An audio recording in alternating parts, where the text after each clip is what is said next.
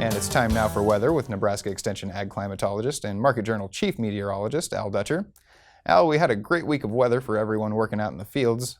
What can we expect as we move into the next week? Well, Bill, we had a very good week in terms of harvest activity weather, nothing in the way of any precipitation, just a slight amount of cloud cover and a few sprinkles in the panhandle, particularly Wednesday night into Thursday, as we've seen a little piece of energy moving out of the trough that is developing across the western United States.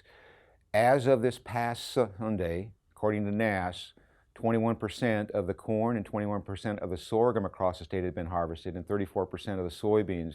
With the weather we had this week, I expect that the soybean number is going to be pushing up in the upper 50s to the upper 60s, depending on how much of the activity was delayed due to very dry conditions during the middle of the day. But overall, couldn't argue with the weather we've had.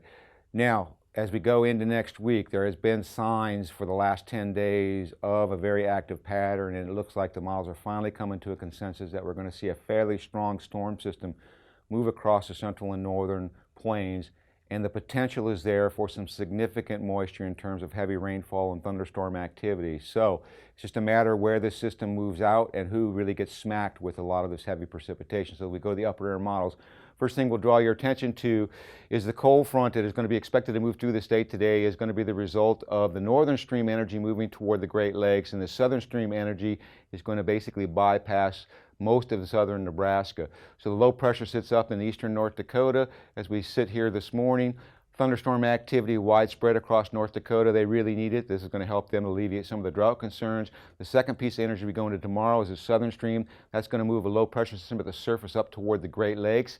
Right now, the best area for precipitation will be across southeastern Nebraska, and even then I don't know as if we will see it make it up this far. More of this precipitation is likely to rain to our south, especially as the system ejects out with the trough really digging to the west on Monday. So here you see that low pressure system up in northeastern portions of Missouri. That's where we're actually expecting this low to be. And then the residual thunderstorm activity associated with it will be moving northeast and weakening over time as this next system comes out Tuesday morning and starts to really get wound up. So we're going to see a big fetch of moisture. Surface low develops in northwestern Kansas. Gulf is wide open for the transport of moisture northward. We'll see the first of the moisture starting to develop over the Intermountain region, and then we'll start to see that spread as this system moves rapidly toward the north and the northeast. That's going to bring that Gulf moisture up and cover a broad area of the central and northern plains with some significant moisture.